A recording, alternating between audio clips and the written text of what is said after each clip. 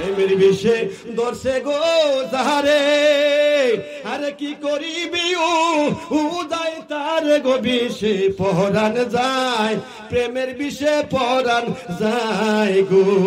লাইলির প্রেমে পাগল গো হইয়া আমার মজনু গেল পাগল হইয়া গো বিষে পরাণ যায়, প্রেমের বিষে পরাণ যায় গো, বিষে পরাণ যায়, প্রেমের বিষে পরাণ যায় গো। কি যাতো না প্রেমের গো বিষে, আরে আমসা প্রেমিক বিনে বুঝবে কি সে গো বিষে পরাণ যায়, প্রেমের বিষে পরাণ যায় গো। ঠিক কিনা আব্বা গো, ও আমার আব্বা, এমন একটা উরুস মাহফিলে তোমরা এসেছো যে উরুস মাহফিলে বসলে আল্লাহ জীবনের গুনাহ মাফ কইরা দেয়। শুধু তাই নয়, আমার নবী বলেন মাজলিসু ফিকহিন খায়রুম মিন ইবাদাতি সিদ্দিনা সানা। এই মাজলিসে বসলে তুমি অল্প সময় বসবা, আধা ঘন্টা বসবা, 1 ঘন্টা বসবা। আব্বা গো, ও আব্বা, তুমি কেন উরুস মাহফিলে আইবা না? এখানে আহমদ শাহ ঘুমায় আছে, উনি জিন্দা না মরা? আরে দুনিয়া বলেন জিন্দা না মরা? দলিল দেন হুজুর, কথা কয় না হুজুর, দলিল দেন। আমার আল্লাহ রব্বুল আলামিন ওয়ালা তাহসাবান্নাল্লাযীনা কুতিলু ফি সাবিলিল্লাহি আমওয়াতান বাল আহইয়াউন ইনদা রাব্বিহিম ইরযাকুন। জোরে কোন সুবহানাল্লাহ। আমার আল্লাহ, আপনার আল্লাহ দলিল দিচ্ছেন, ওই আহমদ শাহ এখানে ঘুমিয়ে আছে। ওয়ালা তাহসাবান্নাল্লাযীনা কুতিলু ফি সাবিলিল্লাহি আমওয়াতান বাল আহইয়াউন ইনদা রাব্বিহিম ইরযাকুন। আমার আল্লাহ কেমন দলিল কোরআনের মধ্যে দিয়া দিলেন, এখানে ঘুমাইছে। আমার রাস্তায় কতল যারা হইয়া, যারা নাকি কবরের মধ্যে ঘুমাইছে, এদেরকে আমি হায়াত দিয়া জিন্দা রাখছি। আরো জোরে আমার আল্লাহ, আপনার আল্লাহ শুধু তাই বলে নাই, শুধু তাই বলে নাই, আমার আল্লাহ বলেন ইরযাকুন। আমি তাদেরকে কবরের মধ্যে আমি আল্লাহ রিজিক খাওয়াইয়া লালন পালন করি। আল্লাহ কয় তারা জিন্দা, মোল্লায় কয় মরা। ওনে মোল্লার কথা মানবেন না, আল্লাহর কথা মানবেন। ও আমার আব্বা, ও আমার আব্বাজি, আমার নবী, আপনার নবী রাহমাতুল লিল আলামিনের ব্যাপারে যেমন কথা বলেছেন, ওলির ব্যাপারে আমার আল্লাহ এমন কথা বলেছেন। আমার নবী যেমন দেখে, ওলিরাও তেমন তেমন। ও আমার আব্বারা, এখানে আমরা এসেছি, আমি পড়েছি আলা ইন্না আউলিয়া আল্লাহ লা খাউফুন আলাইহিম ওয়ালা হুম ইয়াহজানুন। আমার আল্লাহ দলিল দিচ্ছেন, যারা নাকি আল্লাহর ওলি, তাদের চিন্তা নাই, ভয় নাই, কোনো চিন্তার কারণ নাই। জোরে কইতেন না সুবহানাল্লাহ। ও আমার আব্বারা, যাদের কোনো চিন্তা নাই, ভাবনা নাই, যদি তার নামে মামলা না থাকে, একটা লোক এলাকার চেয়ারম্যান, উনার নামে যদি কোনো মামলা না থাকে, অন্য একজনদের নিয়ে যদি মামলার মধ্যে অ্যারেস্ট করে, তাহলে উনার কাছে আইলে বলবে আমি যাইতে পারবো থানার মধ্যে, কেননা আমার নামে কোনো মামলা নাই। কথা কয় না?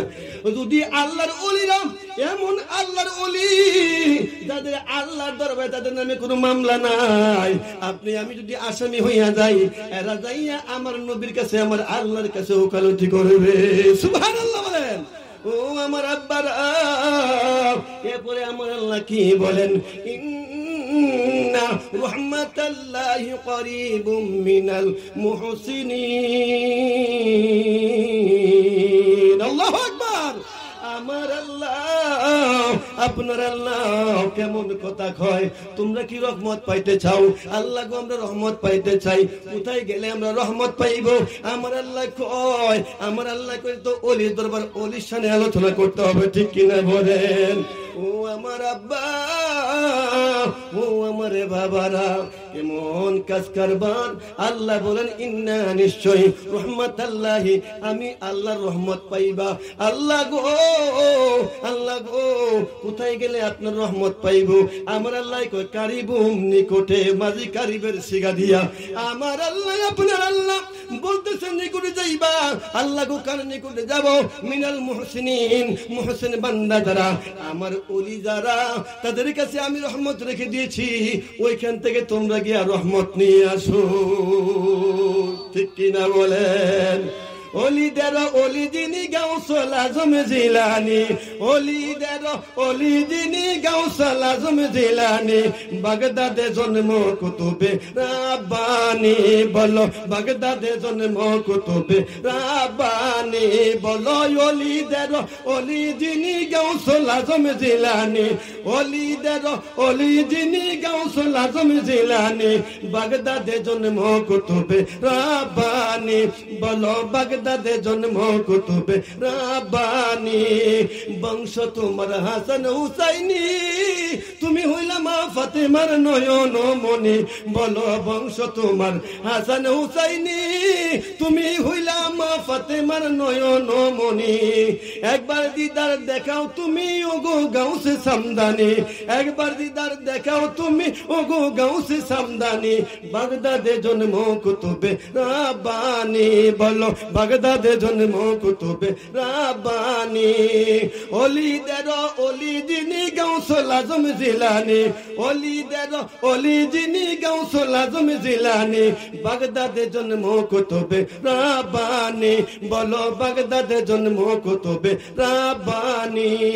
এই তরিকায় ভর্তি গহলে আহলে বায়াত হবে, সেই জন্য নবীজি বলে সুবহানাল্লাহ। এই তরিকায় ভর্তি গহলে আহলে বায়াত হবে, সেই জন্য নবীজি বলে। প্রমাণ আছে কিতাবেতে ভাই বোনেরা শুনছনি, প্রমাণ আছে কিতাবেতে ভাই বোনেরা শুনছনি, বাগদাদে জন্ম কুতুবে রাব্বানি, বলো বাগদাদে জন্ম কুতুবে রাব্বানি। অলিদের অলি যিনি গাউসুল আজম জিলানী, অলিদের অলি যিনি গাউসুল আজম জিলানী, বাগদাদে জন্ম কুতুবে রাব্বানি। ঠিক কিনা? বাগদাদে এমন একজন ওলির জন্ম হয়েছে, যেই ওলি আলমে আরোহার মধ্যে আমার আল্লাহ, আপনার আল্লাহ যখন নবীদের সারি এক করেন, ওলিদের সারি এক করেন, ওই আব্দুল কাদের জিলানী আল গিলানী রহমাতুল্লাহি ওই আলমে আরোহাই থাইকা বারে বারে নবীদের কাতারে দাঁড়াইয়া যাইতো। জোরে কন্যা সুবহানাল্লাহ। খাজা বাবা, খাজা বাবা, মারহাবা মারহাবা, এ ছিলেন নবীর গুণগান। খাজা বাবা, খাজা বাবা, মারহাবা মারহাবা, গেয়েছিলেন নবীর গুণগান। একদিন আমার বড় পীরে ডাকিয়া কয় খাজারে, একদিন আমার বড় পীরে ডাকিয়া কয় খাজারে, তোমার বদন কেন এত ইমলান? খাজা বাবা, খাজা বাবা, মারহাবা মারহাবা, খাজা বাবা মারা, খাজা বাবা মারহাবা মারহাবা, গেয়েছিল নবীর গুণগান, গেয়েছিল নবীর গুণগান। একদিন আমার বড় পীরে ডাকিয়া কয় খাজারে, একদিন আমার বড় পীরে ডাকিয়া কয় খাজারে, তোমার বদন কেন এত ইমলান? তোমার বদন কেন এত ইমলান? খাজায় কয় পীরে রে, খাজায় কয় পীরে রে, 3 দিনের অনাহারে, খাজায় কয় পীরে রে, 3 দিনের অনাহারে, রুহের খোরাক আমার নবীর শান, রুহের খোরাক আমার সামাগান। খাজা বাবা, খাজা বাবা, মারহাবা মারহাবা, গেয়েছিলেন নবীর শানুমান। ঠিক কিনা? ও আব্বা, ও আমার বাবারা, ওলির শানে যখন আমি আয়াত তিলাওয়াত করেছি, আব্বা গো, ও আব্বা, গাউসুল আজম আব্দুল কাদের জিলানী আল গিলানী রহমাতুল্লাহি আলাই, উনার মার গর্বে যখন আসলেন, আব্বা গো, আমরা কেন ওলি ওলি কয়ে কান্দি, কেন নবী নবী কয়ে কান্দি? ও আমার আব্বা, যখন উনার মার গর্বে উনি আসলেন, উনার মা ছিলেন 18 পারার হাফেজা। জোরে কোন সুবহানাল্লাহ। সন্তান গর্বে আব্দুল কাদের জিলানী আল গিলানী রহমাতুল্লাহি আলাই রাদিয়াল্লাহু আনহু উনি মার গর্বে ও আব্বা 3-4 মাস তার বয়স হলো। ওনার মার মন চাইছে একটা ফল খাবে। বাড়িতে একটা ডালিম গাছ ছিল, ডালিম গাছের মধ্যে একটা সাপ ছিল, ওই ডালিম ফল মা খাবে। আব্বা গো, ও আব্বা, ও আব্দুল কাদের জিলানী আল গিলানী রহমাতুল্লাহি আলাই মার গর্ভের মধ্যে এই পাগলা আহমদ শাহ ফকির ও বন্ধু এই অলিদের সওয়াবতে অলি হইয়া কবরে গেছে, ঠিক কিনা? ও বন্ধু, ও আমার আব্বারা, ও আমার বাবারা, 3-4 মাস হয়ে গেল। মা ভাবতেছে আমি যদি একটা ডালিম ফল খাইতাম কতই না ভালো হইতো। বাড়ির পিছনে একটা ডালিম গাছ ছিল, ওইখানে গেলে ফল ফলার জন্য। ও আমার আব্বারা, ও আমার বাবাজিরা, এই জায়গাটার নাম জানি কি? ফুমুদি এলাকার বাবারা আমার, হুসেনপুর ফুমুদি বাজার এলাকার বাবারা আমার কেমন কাজ কারবার দেখেন। ওইখানে গেলেন ফল ফাড়ার জন্য। ওই গাছের মধ্যে একটা বিচ্ছু সাপ ছিল, একটা সাপ ছিল। মা যখন ফল ফাড়বে ওই সময় গাউসে পাক আব্দুল কাদের জিলানী আল গিলানী ও বন্ধু মাত্র 3 থেকে 4 মাস বয়স তার মার গর্ভে। আব্বা গো, মা ফল ফাড়তে গেলে ওই সাপে তারে দংশন করবে। যখন হাত বাড়াইলেন, হাত বাড়ানোর সঙ্গে সঙ্গে পেটের মধ্যে একটা মুসুর মারলেন। মারার সঙ্গে সঙ্গে মা কয়ে চিৎকার মেরে বসে গেল, ফল আর খেলো না। আব্বা গো, এই ওয়াজটা আমি এখানে রাখলাম। যখন আব্দুল কাদের জিলানী আল গিলানী রহমাতুল্লাহি আলাই ও আমার আব্বারা, যখন উনার বয়স 6 থেকে 7 বছর, আবু সালেহ মুসা জঙ্গি একটা বড় মসজিদের খতিবের দায়িত্ব পালন করেন। ওই মসজিদে যাবে প্রতি শুক্রবার আসলেই বলে আব্দুল কাদের জিলানী বলতেছে আমি মসজিদে যাব, আমি মসজিদে যাব। ও আমার আব্বারা, এইবার নেয় না, কোনা নেওয়া যাবে না, তুমি গেলে দুষ্টামি করবা। এইবার কয় না আমি যাব। 1 দিন 2 দিন 3 দিন, 1 দিন 2 দিন 3 দিন তারে যখন ফিরায় রেখে যায়, আর একদিন বলে মা গো, আমার যদি আজকে না নাই আমি কিন্তু ফলাইয়া হইল যাইমু। সুবহানাল্লাহ। এইবার ডাক দিয়া উম্মুল খায়ের ফাতেমা বলে আবু সালেহ মুসা জঙ্গি, ও আবু সালেহ মুসা জঙ্গি, আমার ছেলেটা একটু তোমার সঙ্গে মসজিদে নিয়ে যাও না। না, তোমার ছেলে যাইয়া দুষ্টামি করবে। এবার উম্মুল খায়ের ফাতেমা কয় আমি দুষ্ট ছেলে জন্ম দেই নাই। সুবহানাল্লাহ বলেন, আমি দুষ্ট ছেলে জন্ম দেই নাই, আমার সন্তানকে নিয়ে যাও। এইবার নিয়ে গেলেন।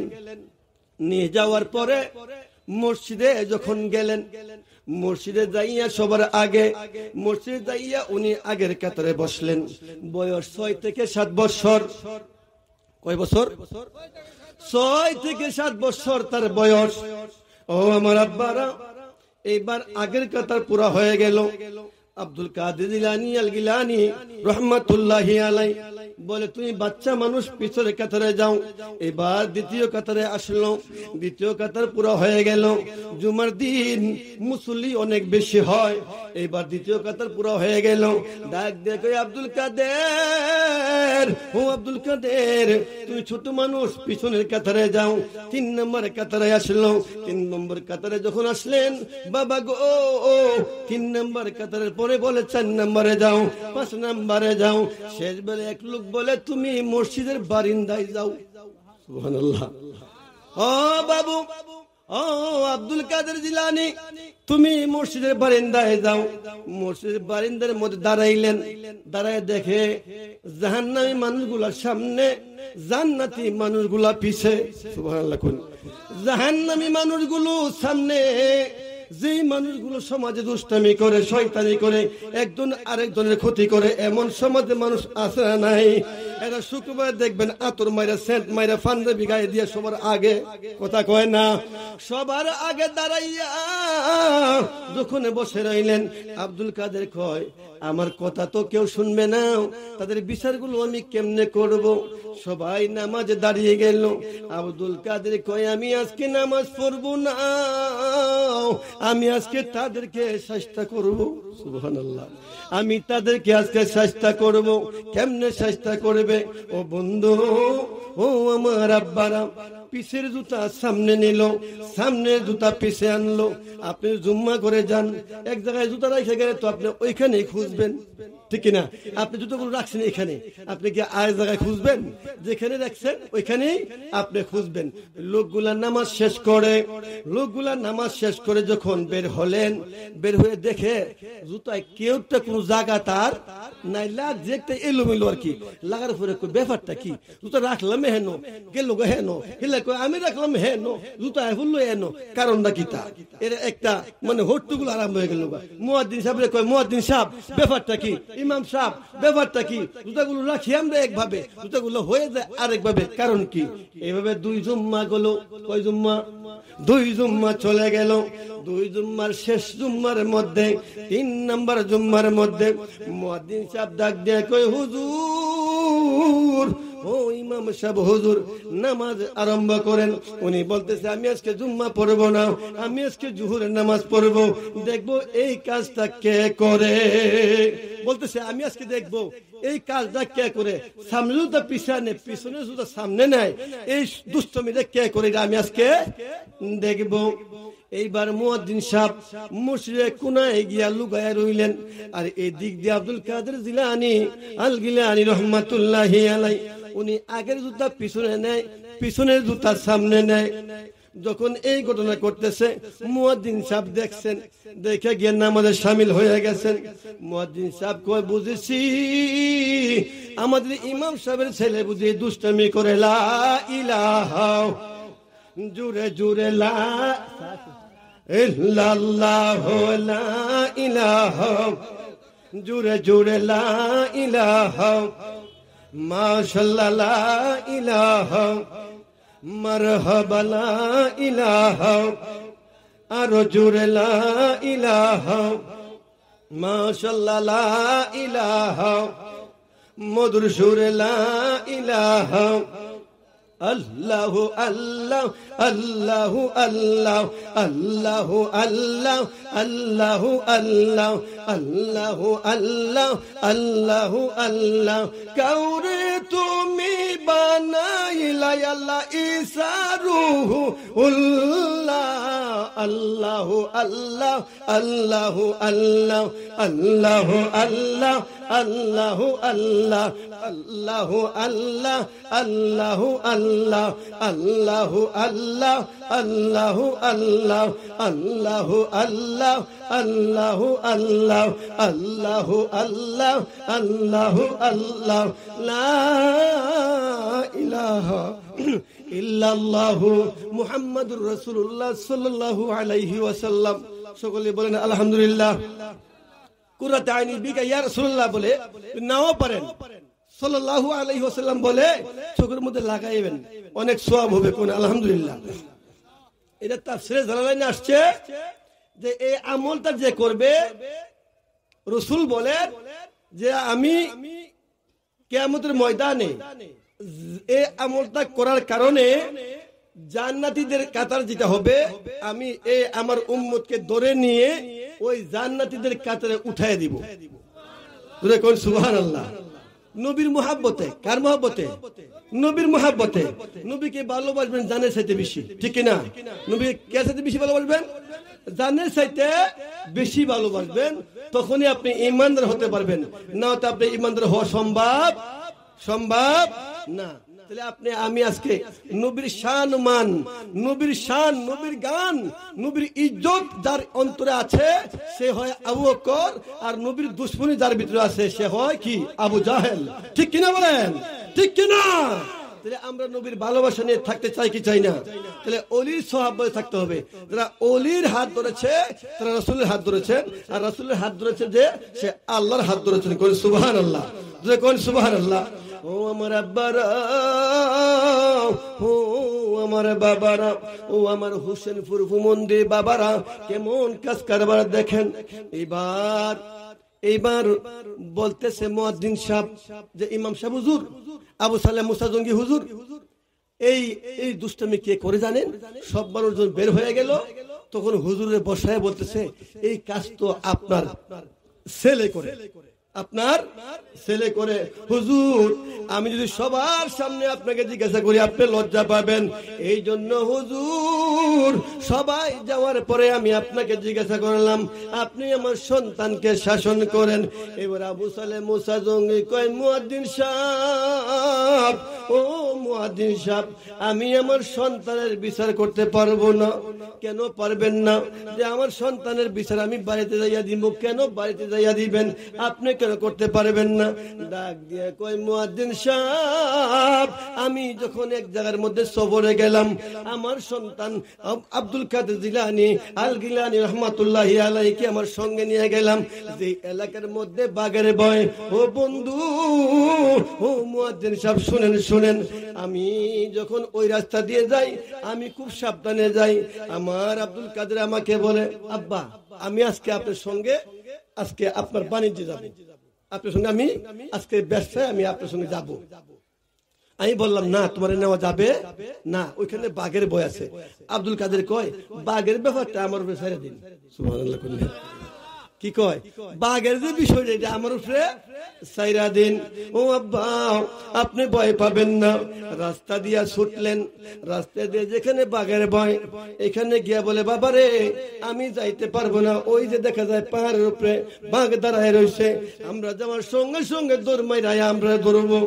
এবার কইতে, আপনি আমার পাঞ্জাবির কোনার ধরুন, কোনা দইয়া আপনি আমার পিছি পিছেন। ঠিক আছে, পাঞ্জাবির কোনা দেয়া হয়েছে বেটা বিশা দুরাফি, আর দুরাফি বিশার সামনে হইল আব্দুল কাদের, বাবা পিছে নাই।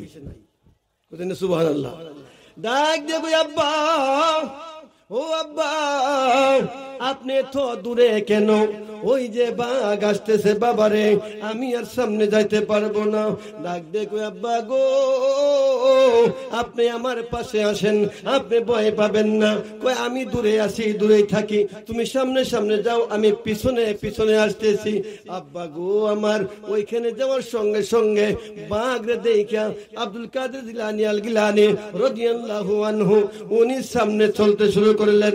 ওইখানে যখন গেলেন, যাওয়ার পরে বাঘ আস্তে আস্তে আইসা আব্দুল কাদের জিলানী আল গিলানী রহমাতুল্লাহি আলাইহির কদমে চুমু খাইয়া বাঘ বিদায় নিয়েছে। আরো জোরে কোন ইয়া রাসূলুল্লাহ, আরো জোরে বলেন ইয়া ওলি আল্লাহ। এই ঘটনা দেখা বাবা দৌড়ে সামনে গেল, বাঘজন চলে গেল। এবার বাবারে বলে, আব্বা গো, ও আব্বা, আপনি কেন এত ভয় পাইলেন?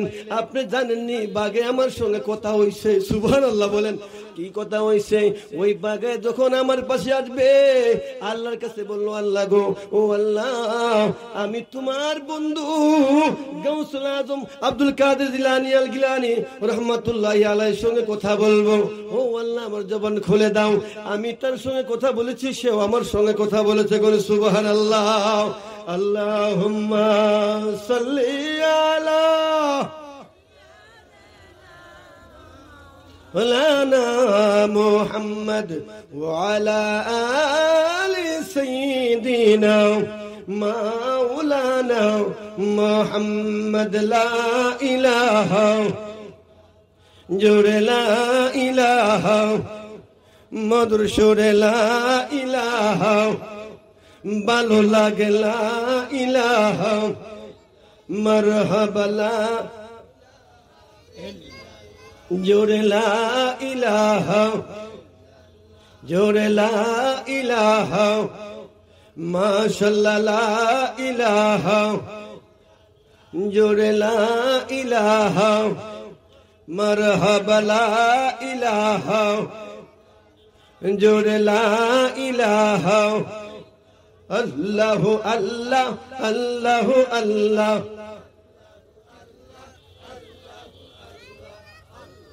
আল্লাহ আল্লাহু আল্লাহ, আল্লাহু আল্লাহ, আল্লাহু আল্লাহ। লা ইলাহা ইল্লাল্লাহু মুহাম্মাদুর রাসূলুল্লাহ সাল্লাল্লাহু আলাইহি ওয়াসাল্লাম। বাপরে কয় আব্বা আপনি কি জানেন আমার বাঘের সঙ্গে কথা হইছে, আপনি ভয় করার কোনো কারণ নাই। এইবার কয় চলো যাই। গেলেন গে মুয়াজ্জিন সাহেব কয় ডাক দিয়ে কইছে আমি বিচারটা কেমনে করতাম, যে রাস্তা দিয়ে গেলে বাঘে আমরা দৌড়াই, ওই বাঘে আমার পুত্রে সালাম করে, আমি তার বিচারটা কেমনে করি? কন্যা সুবহানাল্লাহ। আমি এই বিচার যাইয়া তার মার কাছে দিব, তার মার কাছে আমি বলবো কেন বা এই কাজ সে করলো। এইবার কই আমার সঙ্গে আসো। আঙ্গুলে দইরা ছেলেকে নিয়ে বাড়িতে রওনা দিলেন। বাড়িতে যখন গেলেন ডাক দিয়ে কই উম্মুল খায়ের ফাতেমা গো, ও ফাতেমা তুমি তো বলেছিলে দুষ্ট ছেলে তুমি গর্ভে ধরো নাই, জন্ম গ্রহণ করো নাই। ও ফাতেমা তোমার সন্তান মুর্শিদ যাইয়া এই দুষ্টামি করেছে। যে কি করেছে? যে আগের জুতা পিছে আনে, পিছের জুতা সামনে নেয়। তার কারণটা কি তারা জিজ্ঞাসা করো। মানুষ বের হইয়া জুতা নিয়ে একটা এলোমেলো লাগে, তার কারণ এবং ব্যাখ্যা তুমি তার কাছে জানো। কোন সুবহানাল্লাহ। বলতেছে আব্বা আব্দুল কাদের একটু আসো তো বাবা এদিকে। হাসতে হাসতে মার কাছে গেছে, ঠিক না? মা তো মাই, ঠিক না? যে মার চেহারা দিকে তাকাইলেই হজ পাওয়া যায়। সুবহানাল্লাহ বলেন। এই আমার নবী রহমতুল নবী রহমাতুল আলামিন, ওনার কাছে কেউ সাহাবী গেলেন, গিয়ে বলে ইয়া রাসূলুল্লাহ, নবী গো আমি তো গরিব মানুষ, আমি হজ করতে পারি না। ও নবী আমি কেমনে হজ করি? জিজ্ঞাসা কর তোমার মা জিন্দা আছে নি? তোমার মা কি জীবিত আছে? বলতেছে হ্যাঁ আমার মা জীবিত আছে। তোমার মা উঠান দাঁড়ো দিব, যখন তোমার মা রান্না করবে তখন তোমার মা দিকে তাকাইলে তুমি কবুল হজের সওয়াব পাবে। সুবহানাল্লাহ, ইয়া রাসূলুল্লাহ। যাই হোক এখন আজানের সময় হয়ে গেছে, আমি আসছি আপনার রাসূল পাবি মুর্শিদ কি না পাইলে কি আর রাসূল পাবি। রাসূল জন্ম নিল মক্কায়, গেলে কেহ পাই না দেখা। কি দেখতে যাবি সে তাই, কি দেখতে যাবি, ঠিক কিনা? যাই হোক আজান হয়ে যাবে, যদি আপনার এই করতে আলোচনা করতে